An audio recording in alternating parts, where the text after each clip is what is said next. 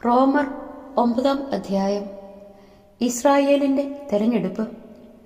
ഞാൻ ക്രിസ്തുവിനെ മുൻനിർത്തി സത്യം പറയുന്നു, വ്യാജം പറയുകയല്ല. എൻ്റെ മനസാക്ഷിയും പരിശുദ്ധാത്മാവിനാൽ പ്രചോദിതമായി എനിക്ക് സാക്ഷ്യം നൽകുന്നു. എനിക്ക് ദുഃഖവും ഹൃദയത്തിൽ അടങ്ങാത്ത വേദനയുമുണ്ട്. വംശമുറയനുസരിച്ച് തന്നെ എനിക്കുറ്റവരായ സഹോദരങ്ങൾക്ക് ഉപകരിക്കുമെങ്കിൽ ശപിക്കപ്പെട്ടവനും ക്രിസ്തുവിൽ നിന്ന് വിച്ഛേദിക്കപ്പെട്ടവനുമാകാൻ ഞാൻ ആഗ്രഹിക്കുന്നു. അവർ ഇസ്രായേൽ മക്കളാണ്.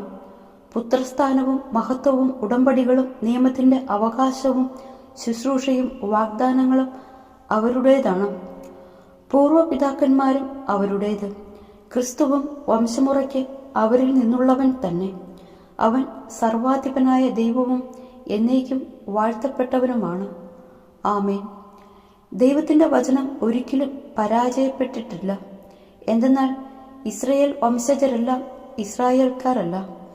അബ്രാഹത്തിന്റെ സന്തതിയായതുകൊണ്ട് അവരെല്ലാം മക്കളായിരിക്കണമെന്നില്ല.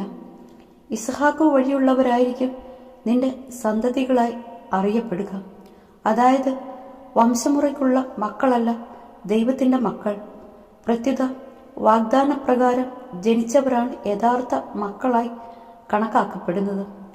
വാഗ്ദാനം ഇതാണ്: ഒരു നിശ്ചിത സമയത്ത് ഞാൻ വരും, അന്ന് സാറായ്ക്ക് ഒരു മകൻ ഉണ്ടായിരിക്കും.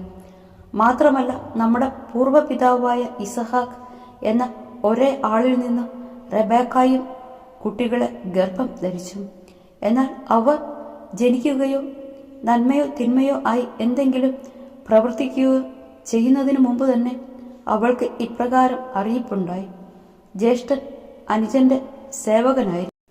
ദൈവത്തിന്റെ തെരഞ്ഞെടുപ്പിന്റെ ലക്ഷ്യം പ്രവർത്തികൾ മൂലമല്ല, അവിടുത്തെ വിളി മൂലം തുടർന്നു പോകേണ്ടതിനാണ് ഇത് സംഭവിച്ചത്. യാക്കോബിനെ ഞാൻ സ്നേഹിച്ചു, എസാവിനെയാകട്ടെ ഞാൻ വെറുത്തു എന്നാണല്ലോ എഴുതപ്പെട്ടിരിക്കുന്നത്. അപ്പോൾ നാം എന്തു പറയണം? ദൈവത്തിന്റെ ഭാഗത്ത് അനീതിയുണ്ടെന്നോ? ഒരിക്കലും അല്ല. എനിക്ക് ദയ തോന്നുന്നവരോട് ഞാൻ ദയ കാണിക്കും, എനിക്ക് അനുകമ്പ തോന്നുന്നവരോട് അനുകമ്പയും എന്ന് അവിടുന്ന് മോശയോട് അരുളി ചെയ്യുന്നു. അതുകൊണ്ട് മനുഷ്യന്റെ ആഗ്രഹമോ പ്രയത്നമോ അല്ല, ദൈവത്തിന്റെ ദയയാണ് എല്ലാറ്റിൻ്റെയും അടിസ്ഥാനം. വിശുദ്ധ ഗ്രന്ഥം ഫറവോയോട് പറയുന്നു: ഭൂമിയിലെങ്ങും എൻ്റെ നാമം ഉദ്ഘോഷിക്കപ്പെടുന്നതിനും എൻ്റെ ശക്തി നിന്നിൽ വെളിപ്പെടുത്തുന്നതിനും വേണ്ടിയാണ് നിന്നെ ഞാൻ ഉയർത്തിയത്. ഞാൻ ഇച്ഛിക്കുന്നവരോട് അവിടുന്ന് കരുണ കാണിക്കുന്നു. അതുപോലെ താൻ ഇച്ഛിക്കുന്നവരെ കഠിന ഹൃദയരാക്കുകയും ചെയ്യുന്നു. കോപവും കാരുണ്യവും. അപ്പോൾ നിങ്ങൾ എന്നോട് ചോദിച്ചേക്കാം, അങ്ങനെയെങ്കിൽ അവിടുന്ന് എന്തിന് മനുഷ്യനെ കുറ്റപ്പെടുത്തണം? അവിടുത്തെ ഹിതം ആർക്ക് തടുക്കാൻ കഴിയും? ദൈവത്തോട് വാഗ്വാദം നടത്താൻ മനുഷ്യ, നീ ആരാണ്? നീ എന്തിനാണ് എന്നെ ഈ വിധത്തിൽ നിർമ്മിച്ചത് എന്ന് പാത്രം കുശവനോട് ചോദിക്കുമോ? ഒരേ കളിമൺ പിണ്ഡത്തിൽ നിന്ന് ശ്രേഷ്ഠമോ ഹീനമോ ആയ ഉപയോഗത്തിനുള്ള പാത്രങ്ങൾ നിർമ്മിക്കാൻ കുശവന് അവകാശമില്ലേ? ദൈവം തൻ്റെ ക്രോധം വെളിവാക്കാനും ശക്തി അറിയിക്കാനും ആഗ്രഹിച്ചുകൊണ്ട് നശിപ്പിക്കപ്പെടാൻ വേണ്ടി നിർമ്മിച്ച ക്രോധ പാത്രങ്ങളോട് വലിയ ക്ഷമ കാണിച്ചെങ്കിൽ അതിലെന്ത്? അത് താൻ മഹത്വത്തിനായി മുൻകൂട്ടി തയ്യാറാക്കിയിരുന്ന കൃപാപാത്രങ്ങൾക്കു വേണ്ടിയുള്ള തൻ്റെ മഹത്വത്തിൻ്റെ സമ്പത്ത് വെളിപ്പെടുത്താൻ വേണ്ടിയാണ്. യഹൂദരിൽ നിന്ന് മാത്രമല്ല, വിജാതിരിൽ നിന്നുകൂടിയും വിളിക്കപ്പെട്ട നമ്മളും ആ പാത്രങ്ങളിൽ പെടുന്നു. അവിടുന്ന് ഹോസിയ വഴി അരുളി ചെയ്യുന്നത് പോലെ, എൻ്റെ ജനമല്ലാത്തവരെ ഞാൻ എൻ്റെ ജനം എന്ന് വിളിക്കും, പ്രിയപ്പെട്ടവളല്ലാത്തവളെ പ്രിയപ്പെട്ടവളെന്നും. നിങ്ങൾ എൻ്റെ ജനമല്ല എന്ന് അവരോട് പറയപ്പെട്ട അതേ സ്ഥലത്ത് വെച്ച് ജീവിക്കുന്ന ദൈവത്തിൻ്റെ മക്കൾ എന്ന് അവർ വിളിക്കപ്പെടും.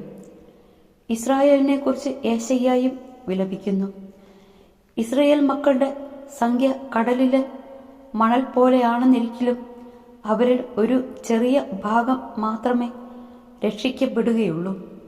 എന്തെന്നാൽ കർത്താവ് ഭൂമിയുടെ മേലുള്ള വിധി അന്തിമമായി ഉടൻ തന്നെ നിർവഹിക്കും. യേശയ്യ പ്രവചിച്ചിട്ടുള്ളതുപോലെ സൈന്യങ്ങളുടെ കർത്താവ് നമുക്ക് മക്കളെ അവശേഷിപ്പിച്ചില്ലായിരുന്നെങ്കിൽ നമ്മൾ സോതോം പോലെ ആയി തീരുമായിരുന്നു, ഗൊമോറയ്ക്ക് സദൃശ്യരാകുകയും ചെയ്യുമായിരുന്നു. വിജാതിയർ പ്രാപിച്ച നീതി. അപ്പോൾ നമ്മൾ എന്തു പറയണം? നീതി അന്വേഷിച്ചു പോകാതിരുന്ന വിജാതിയർ നീതി, അതായത് വിശ്വാസത്തിലുള്ള നീതി പ്രാപിച്ചു എന്ന് തന്നെ. നിയമത്തിൽ അധിഷ്ഠിതമായ നീതി അന്വേഷിച്ചു പോയ ഇസ്രായേലാകട്ടെ ആ നിയമം നിറവേറ്റുന്നതിൽ വിജയിച്ചില്ല. എന്തുകൊണ്ട്? അവർ വിശ്വാസത്തിലൂടെയല്ല, പ്രവൃത്തികളിലൂടെയാണ് അന്വേഷിച്ചത്. ഇടർച്ചയുടെ പാറമേൽ അവർ തട്ടി വീണു. ഇതാ, തട്ടി വീഴ്ത്തുന്ന കല്ലും ഇടർച്ചയ്ക്കുള്ള പാറയും സിയോനിൽ ഞാൻ സ്ഥാപിക്കുന്നു. അവനിൽ വിശ്വസിക്കുന്നവർക്ക് ലജ്ജിക്കേണ്ടി വരികയില്ല എന്ന് എഴുതപ്പെട്ടിരിക്കുന്നു.